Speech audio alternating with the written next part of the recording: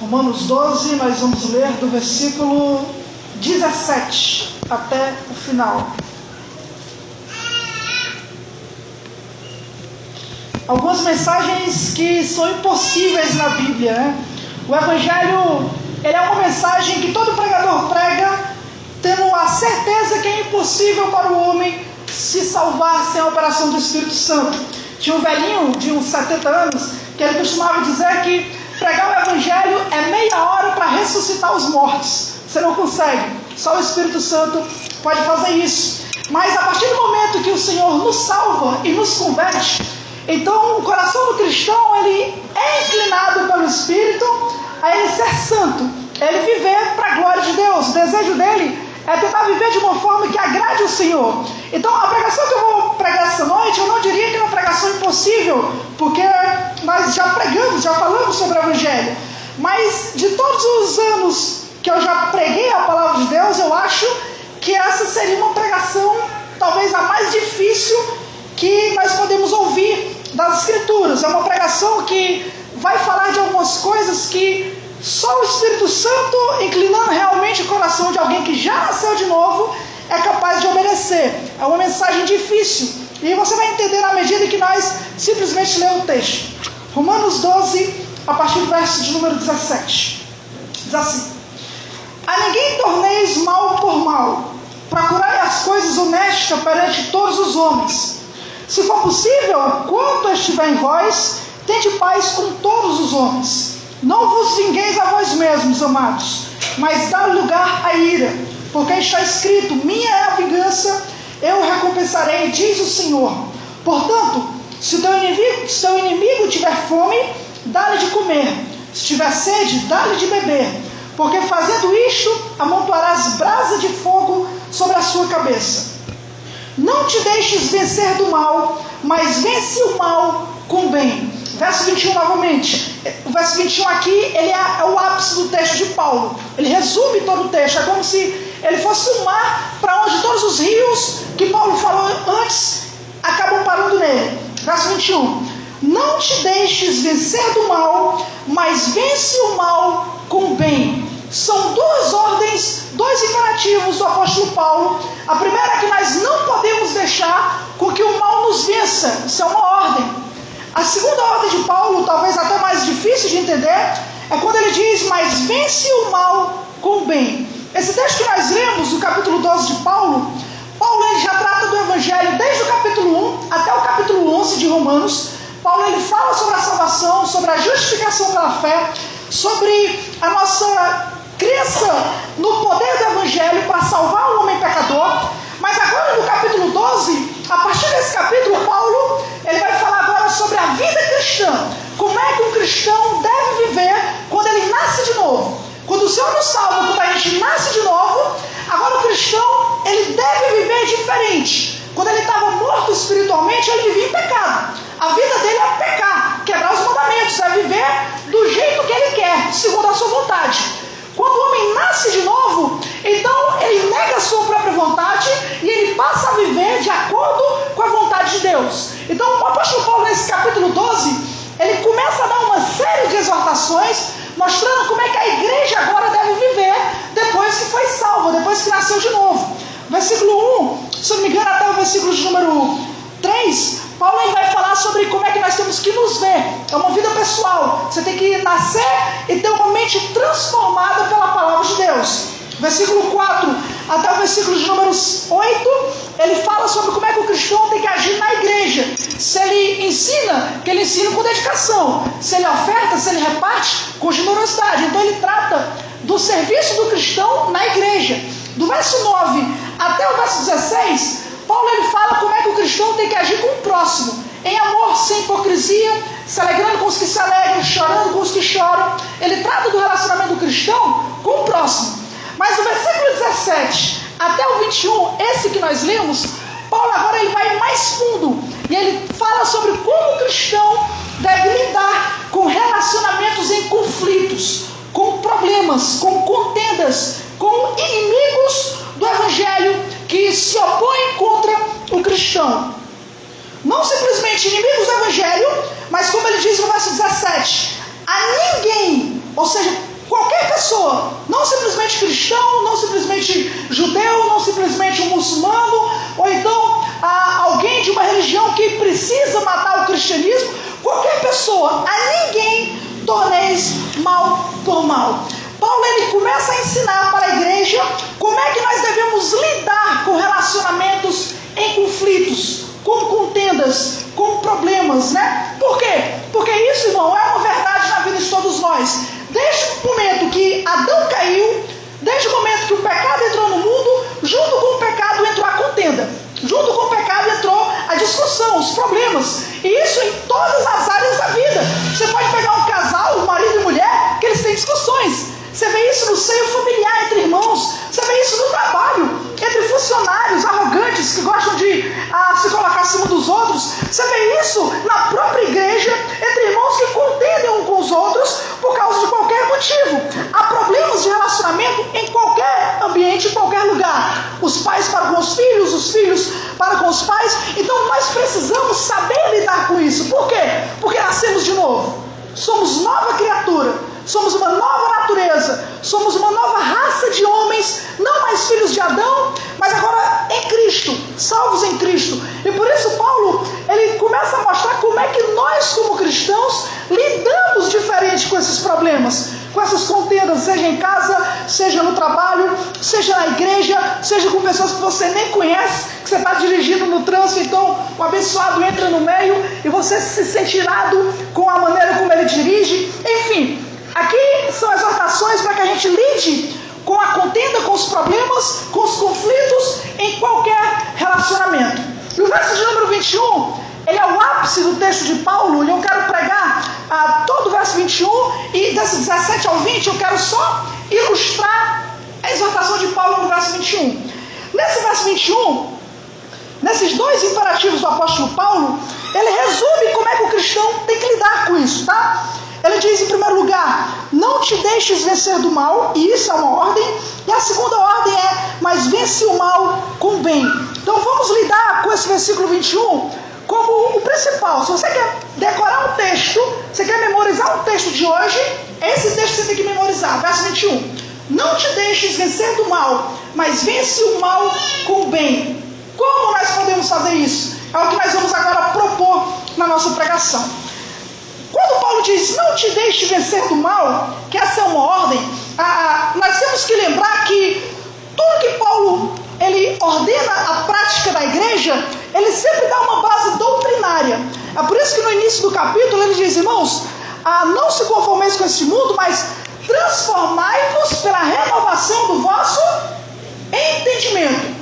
De acordo com aquilo que nós pensamos, que nós cremos, é assim que nós vamos levar a vida cristã. Você tem que ter uma doutrina formada na sua mente. Você tem que ter uma verdade que vai conduzir a sua vida. E quando Paulo diz, esse verso de número 21, não te deixes vencer do mal, aqui ele já traz para nós um entendimento para dentro de um relacionamento conturbado que é essencial para a forma como nós vamos lidar. Perceba que o apóstolo Paulo aqui ele não está dizendo para a gente não deixar ser vencido pelas pessoas, pelo inimigo. Não se deixar ser vencido por aquela pessoa arrogante ou orgulhosa. Não, o problema não é aquela pessoa. O problema é o mal. Não se deixe vencer do mal. O que é esse mal que Paulo está dizendo aqui?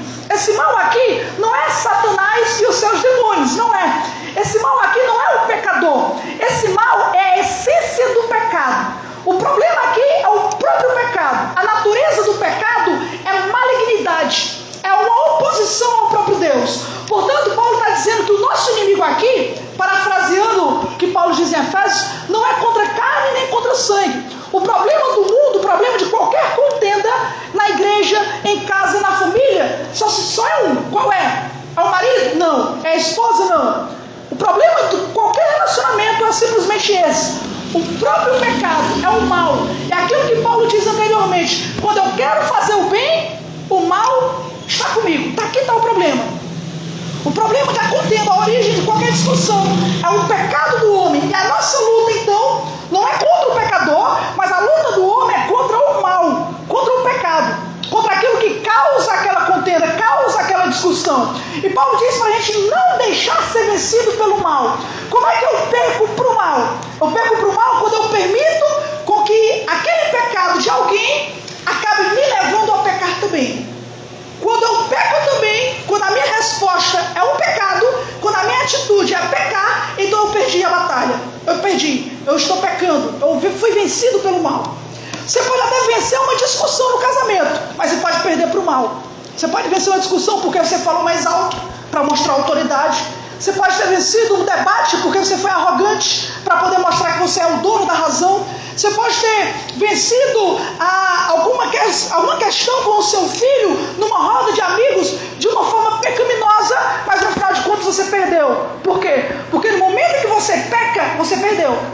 No momento em que alguém grita com você e você grita de volta, no momento em que você se ira pecaminosamente para se opor àquela situação de uma forma errada, você perdeu, porque você se juntou ao mal. Você se juntou. Agora não é um pecador contra você, agora são dois pecadores contra a lei de Deus. Dentro de uma casa, quando um grita com o outro responde com arrogância, ou então ele simplesmente fica calado, mas ele arruma uma forma de retribuir de uma forma pecaminosa. Dentro daquela casa são dois pecadores contra o amor cristão. São dois pecadores contra a lei de Deus, querendo quebrar os mandamentos de Deus. Então você perdeu. E Paulo diz, perder para o mal é pecado. Você está proibido. Você não pode permitir com que o mal acabe vencendo sobre você. E como que nós devemos fazer então, irmãos? Aí bora para o texto. Verso de número 17. Ele começa dizendo: a ninguém torneis mal por mal. Aqui está a primeira negativa do apóstolo Paulo. A ninguém nós podemos tornar o mal por mal. Em outro sentido, não importa a situação, um cristão não pode usar o mal, o pecado, como resposta. Jamais. Em qualquer situação, não está no seu arsenal pecar contra o outro. Isso está completamente proibido.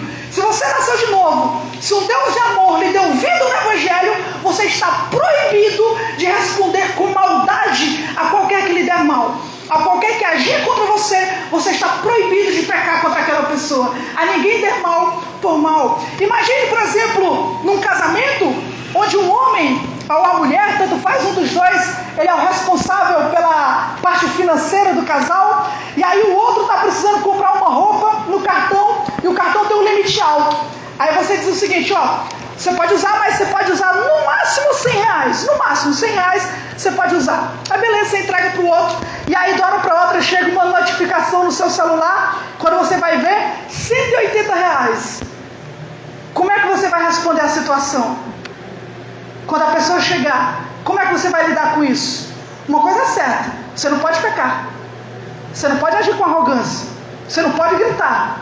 Imagina você numa roda de amigos, conversando qualquer besteira, qualquer assunto, quando então entra numa questão delicada e o outro responde a você com arrogância, com toda a arrogância do mundo, ele despreza você. Ele fala contra você. Ele se opõe a você abertamente. Como é que você reage? Não pode ser com mal. Imagina num casamento ou numa situação mais séria, onde um dos cônjuges acaba chegando ao adultério. Como responder ao adultério? Não pode ser com o mal. Dentro das suas ferramentas não existe o mal.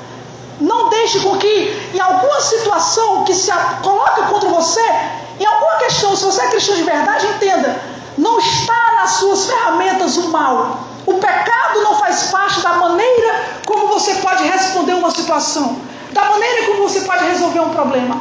Irmãos, permita-me ser mais incisivo. Por quê? Porque é possível que você seja do tipo calado, seja do tipo tímido, seja do tipo que se alguém gritar com você, você nunca que vai gritar de volta. Seja do tipo que se você está no trabalho, o seu patrão pecar contra você, tratar você de uma forma que ele não tem poder para tratar, você guarda aquilo para você, você olha para esse texto e diz, está aqui eu não retribuo com o mal. Eu não faço isso, eu não grito de volta, não trato com arrogância, eu fico na minha, eu fico calado. Eu sei lidar com a situação. Permita-me ser mais incisivo e dizer que a Bíblia, para todos nós, ela tem mais duas advertências. Primeiro, uma ira interna. Segundo, uma amargura. O que significa isso? A amargura, lá em Hebreus capítulo 12, o escritor vai tratar a amargura como se fosse uma raiz. Ele vai dizer, não permita que não haja em vós o crescimento de alguma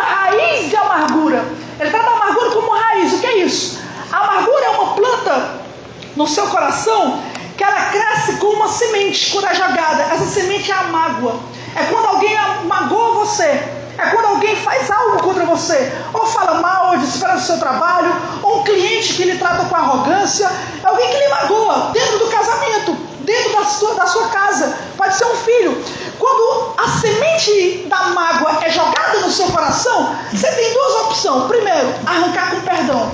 Você perdoa. Você arranca a semente com perdão. Ou em segundo lugar, você deixa lá e vai crescendo uma amargura. O que é a amargura? A amargura é quando você, apesar de não responder de uma forma bruta, você remói aquilo na sua mente. Você vai permitindo aquela situação errada estar no seu coração. Você não responde com arrogância, mas você está magoado. Você se opõe àquela pessoa. Você corta o contato com aquela pessoa. Numa discussão, é aquele que não quer mais resolver a situação. Ele cala a boca e sai, vai para o quarto, ele corta qualquer contato visual, ele corta qualquer tentativa de aproximação, ele simplesmente ignora, se afasta. Ele vai para algum canto, ele vai para o futebol, ele sai de casa, ele vai para a internet, ele simplesmente não quer resolver a situação. E isso é perigoso, porque a amargura é você continuar remoendo aquilo e argumentando em seu coração contra aquela pessoa. Hoje ela fez isso, amanhã ela faz outra coisa. Próxima semana ela faz outra coisa. E aí o que acontece? Você vai só aumentando a sua lista de amargura. Rapaz, primeiro ela fez isso, agora fez aquilo, agora está desse jeito. E você não libera o perdão, né? Você simplesmente vai criando uma oposição contra aquela pessoa. Você está retribuindo o mal com o mal. Porque você está se opondo àquela pessoa. E isso é perigoso, irmãos. Isso é complicado. Porque a amargura é um veneno, né? Como diz aquelas frases populares, que você engole esperando que o outro morre, mas quem morre é você. Você vai permitindo. O Hebreus 12 é tão interessante que o Hebreus 12 vai dizer o seguinte: não permita que nasça em algum de vós uma raiz de amargura, que crescendo você deseje mostrar para todos. A ideia é que a amargura vai chegar no momento onde você vai querer maldizer, onde você vai querer esperar falar para aquelas pessoas sobre aquela pessoa de uma forma negativa. Irmãos, isso é tão comum em nós, porque somos pecadores. Mas aqui está a resposta do Evangelho e como devemos resolver a situação.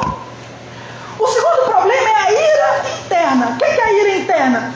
A ira interna é quando você, depois de uma discussão, alguma situação, algum cliente, dentro da sua casa, alguém lhe magoa, você fica irado. Você fica irado, mas você se cala. Você fica na sua. Mas por dentro você está borbulhando. Por dentro você está xingando aquela pessoa. Por dentro você está odiando aquela pessoa. E João vai dizer que o ódio é um homicídio. Você passa a odiar aquela pessoa como um homicida, como um assassino. Porque na sua mente você mata aquela pessoa. Na sua mente, se você descobrir que aquela pessoa não vem mais para a igreja, resolver seus problemas. Porque você quer que aquela pessoa suma. Você está guardando um ódio, uma ira interna. Mas você não gritou. Você não fofocou. Você não foi arrogante. Mas se dentro do seu coração você odeia aquela pessoa, se dentro do seu coração você se opõe àquela situação, àquela problemática, ao seu patrão, aos funcionários que trabalham com você e lhe tratam com arrogância, a qualquer pessoa na sua casa que lhe magoa e você se ira e odeia aquela pessoa, você está retribuindo o mal com o mal. E você não pode, porque nós nascemos de novo. Irmãos, quem é suficiente para essas coisas? Todos nós temos problemas, mas aqui está. A palavra de Deus, ela é essa espada que precisa penetrar no nosso coração. E eu não quero que você se zangue comigo ou pense em alguma coisa. Eu quero que você somente tenha uma pergunta. A pergunta é: isso que ele está falando é verdade? Porque se é verdade, então pronto. Paulo, ele diz: não retribua o mal com o mal. Mas ele avança, verso número 19. Agora isso não é mais interno. Ele diz: não vos vingueis a vós mesmos, amados. Não vos vingueis a vós mesmos. Esse vingar agora não é uma ira interna. Esse vingar agora é uma explosão. Você aqui não é mais um retribuindo o mal com o mal. Agora você está retribuindo o mal com o mal visto. O mal bem apresentado. O mal que tem olho, que tem boca, que tem obra, que tem atitude. Se vingar é você de fato fazer alguma coisa contra alguém. A vingança nesse contexto romano aqui não é uma vingança interna, é algo externo, é algo que você de fato está fazendo ali agora. Sabe o que é isso? Pode ser uma ira explosiva, pode ser os gritos, pode ser a arrogância, pode pode ser o desprezo, pode ser alguma tomada brusca de situação, ali no momento, no meio de uma discussão, no meio de um problema, você para tudo e vai-se embora, sai. É um momento de ira, onde você explode, e você precisa saber lidar com essas questões, seja dentro de casa, seja na igreja, qualquer situação. A ideia é, você tem que tomar cuidado para não se vingar. Se vingar é você querer pagar o mal com o mal de uma forma talvez até mais absurda, né? Por exemplo, o Velho Testamento, ele diz o seguinte: olho por olho, dente por dente. Aquele mandamento é um mandamento público, né, civil, no sentido de que os juízes é quem deveriam tomar aquele mandamento como imparcial. Se alguém arrancou o olho de alguém fora, ele não pode pagar com a morte, porque é desproporcional. Olho pela morte é uma coisa absurda. Então esse mandamento foi dado no contexto judicial, no contexto público. O problema no Novo Testamento, quando Jesus fala, ouviste o que foi dito, Jesus não está corrigindo o Velho Testamento. Jesus está corrigindo os ensinos dos fariseus, onde ele dizia que nós, membros comuns, devemos pagar o mal com o mal. Nós, membros comuns, devemos olho por olho, dente por dente. E Jesus disse que nós não. Essa vingança, quando ele fala, daqui a pouco eu vou tratar isso melhor, mas o que ele diz é que a retaliação, ela não pode ser uma atitude tomada por nós de forma individual. Isso é algo que tem que ser feito.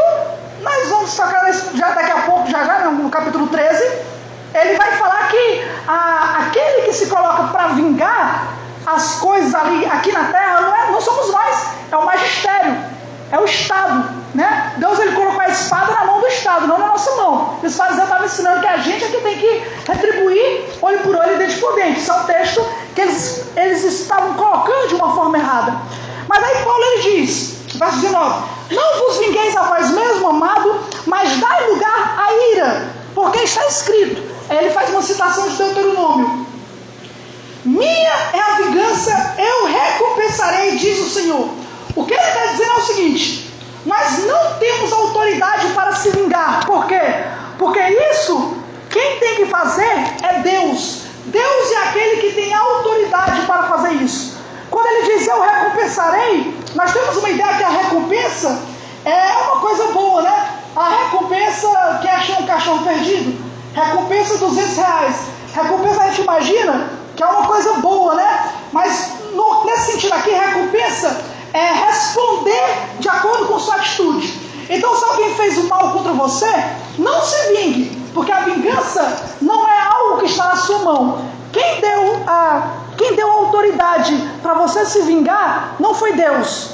Você não tem autoridade para se vingar, para arrumar uma forma de contrapor aquela pessoa no contexto individual. A vingança é de quem?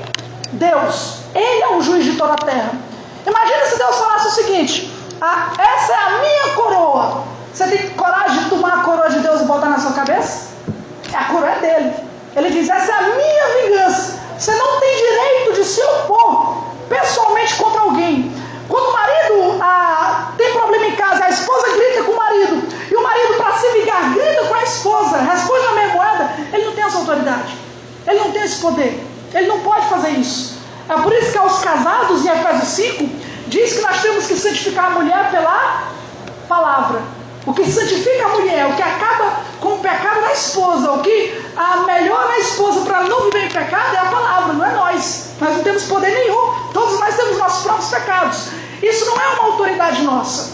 Por isso que a ira pecaminosa que leva você a querer se vingar, ela beira a uma idolatria. É você querer algo de uma tal forma que você tem a disposição de pecar contra Deus para ter aquilo. É você querer tomar de Deus e você querer colocar um ídolo no lugar de Deus. Quer um exemplo? Pensa aí, o que deixa você irado? O que pode acontecer que você fique irado? Pensa, o que seria? Uma toalha molhada em cima da mesa? Em cima da cama, né? O que deixa você irado? Alguém falar com arrogância? Alguém querer ser melhor que você? Alguém insultar seu filho? Seu bebê? Alguém tratar mal a sua família? O que deixa você irado? Gritarem com você? Desprezarem você? Esquecerem você? Todo mundo marcou para ir para o canto e você foi esquecido? Você fica irado? Você fica com raiva? Você dizer, essa noite é toda minha. Quando você chega em casa, tem muita coisa para você fazer.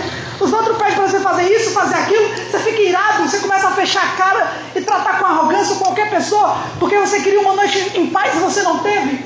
Eis aí o seu ídolo. Aí está o Deus que você levantou. Porque você está disposto a pecar contra Deus para poder defender aquilo que você quer.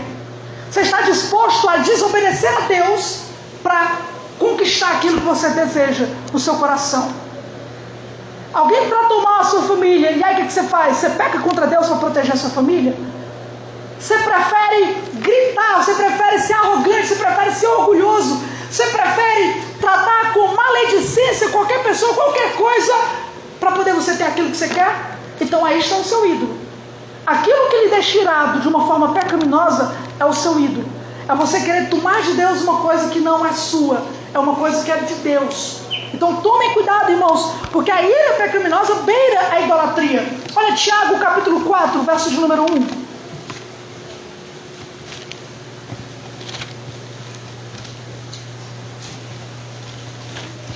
A minha Bíblia é igual a Bíblia do Martinho Lutero, que eu não estou achando Tiago. De onde vem as guerras e peleias entre nós? Porventura não vem disso, a saber, os vossos deleites, os vossos membros guerreiros? Olha isso. De onde que vem a guerra e as pelejas entre vós? É porque alguém fez algo contra você?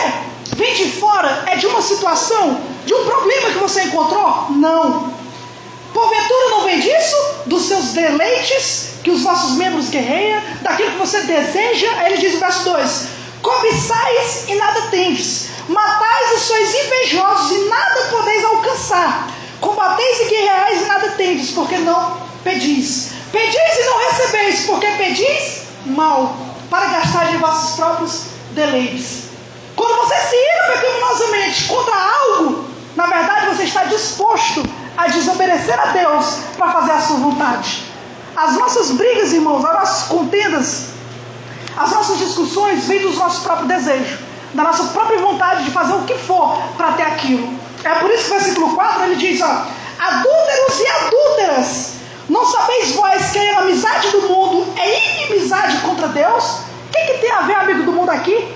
O que Tiago está querendo dizer é o seguinte, vocês que estão agindo assim, vocês são amigos do mundo, porque você está amando o mundo mais do que a Deus. Você está amando a sua paz na sua casa, a sua noite tranquila, mais do que a Deus. Porque você está disposto a brigar e a pecar para ter ela. Você está disposto a contender contra alguém, amando a sua posição, amando o seu próprio orgulho, porque alguém manchou falando algo contra você. Você está disposto a defender aquilo com unhas e garras. Você está amando o que o mundo é. Você está amando aquilo que é do mundo, não aquilo que é de Deus.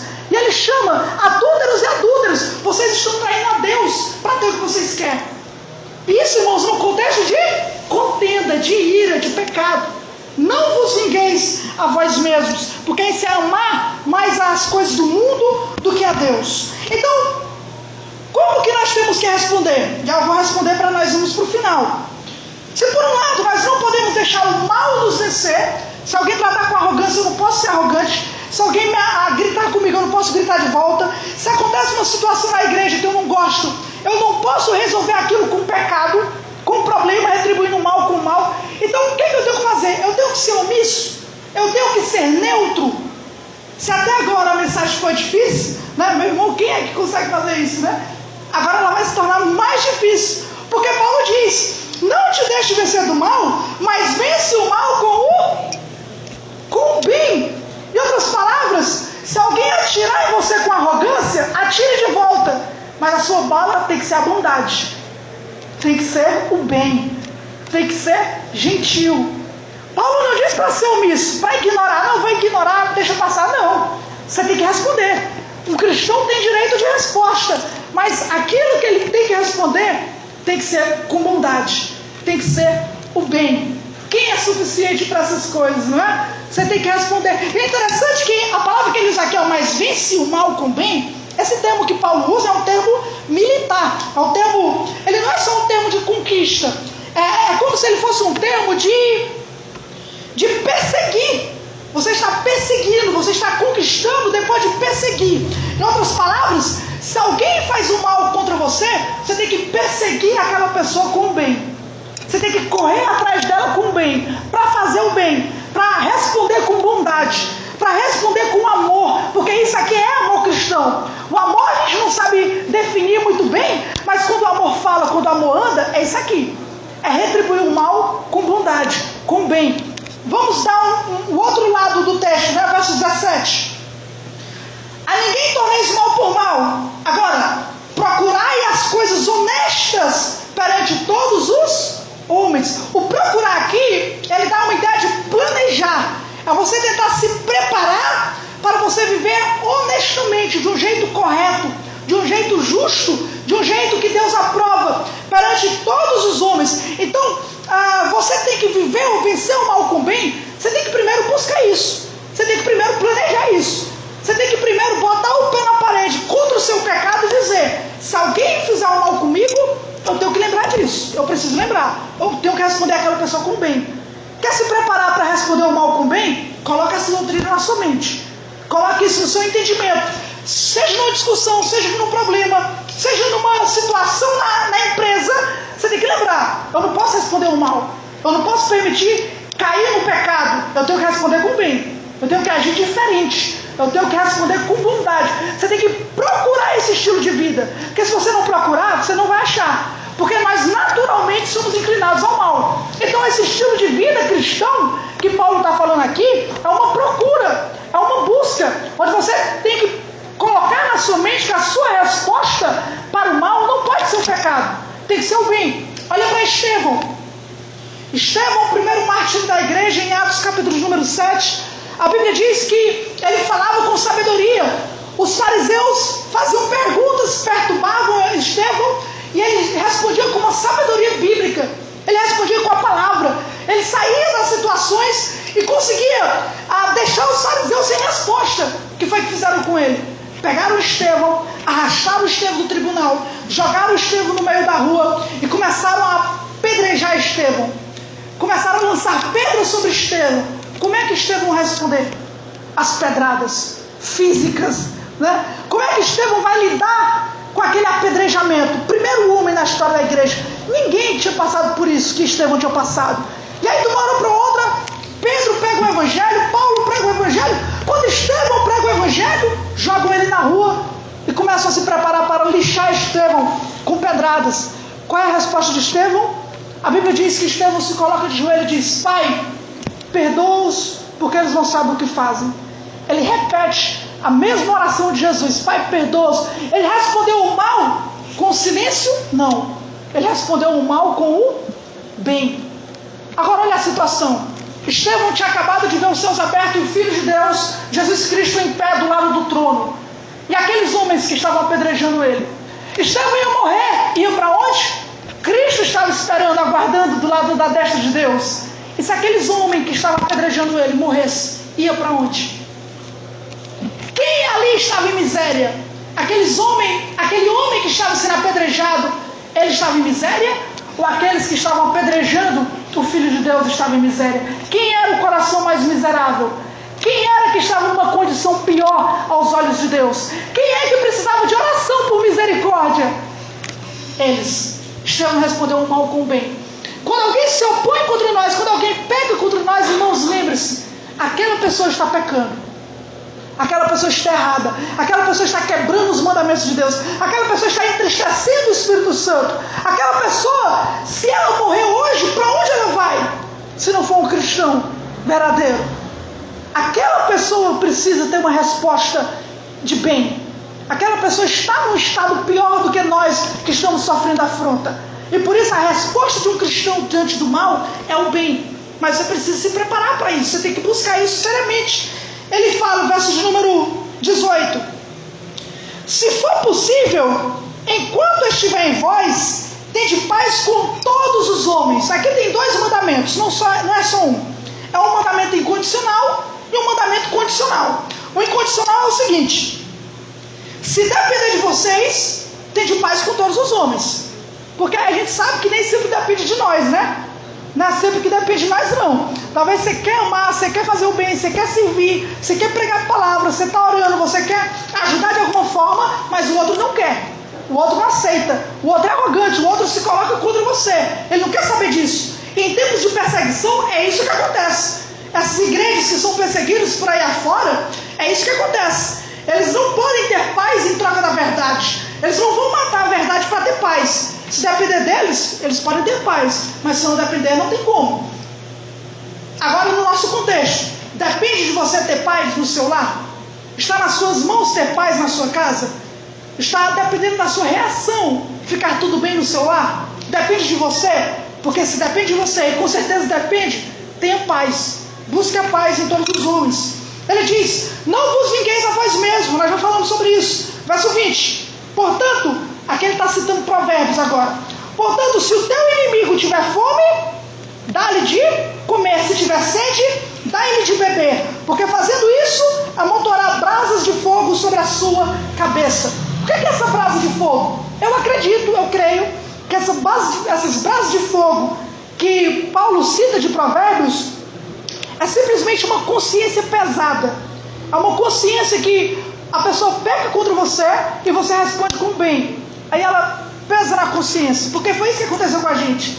A gente peca contra Deus, se coloca contra Deus, e aí a gente escuta o Evangelho, escuta o amor de Deus e pensa, como é que pode? Deus de amor, um Deus de graça, um Deus de misericórdia, que pode me condenar e não me condena, me responde com amor, com o bem. A sua consciência pesa. A sua consciência se coloca contra você. É amontoado na sua mente brasas de fogo, queima dentro de você, como aquela multidão em Atos 2. O meu coração está compungido diante do que nós fizemos, né? Diante do pecado deles. Então o que Paulo está dizendo é, se você tem essa oportunidade de retribuir o mal, retribua com o bem. Se o teu inimigo está com fome, dê de comer.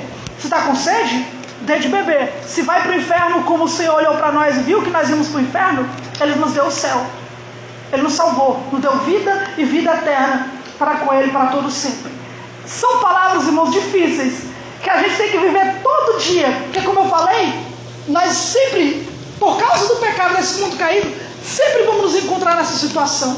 Seja em casa, seja na igreja, seja alguma coisa. Mas nós temos que colocar isso na nossa mente. Diante de qualquer confusão, diante de qualquer contenda, nós que somos cristãos, devemos responder.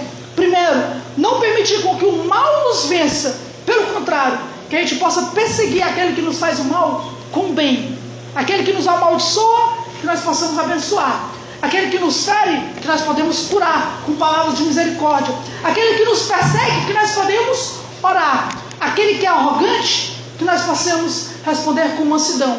O mundo prega que você conquista o mundo com a sua força, com a sua força bruta. Você gritando, você se colocando contra a situação, você botando o pé na parede. Mas a Bíblia diz outra coisa. Os mansos é que herdarão a terra. Amém? Vamos orar em nome de Jesus. Maravilhoso Deus e Pai, nós te louvamos, Senhor Deus, por essa tua palavra, por essas direções que o Senhor nos dá na sua palavra, Pai. Nós reconhecemos nossos pecados, Senhor Deus, diante de Ti. Reconhecemos quantas vezes, Senhor Deus, nós não conseguimos viver aquilo que nós acabamos de ler, Pai. Aquilo que a Tua palavra nos ensina, Pai. Nos ajuda a entender o que é amor de verdade, Senhor. A viver uma vida cristã amorosa, gentil, com mansidão, com amor, Senhor. Que não haja no meio de vós gritaria, contendas, ira pecaminosa, Pai. Mas que nós possamos agir como Jesus, Pai. Que quando foi injustiçado, Ele não agiu com injustiça. Quando foi injuriado, Ele também não injuriou. Mas pelo contrário, Pai, Ele se entregou a Ti, Senhor, que és o Deus Todo-Poderoso, soberano. E Ele, como ovelha muda perante os seus tosqueadores, Ele foi para morrer pelos nossos pecados, Pai. Que nós possamos seguir os passos de Cristo, Pai, não os passos do pecado.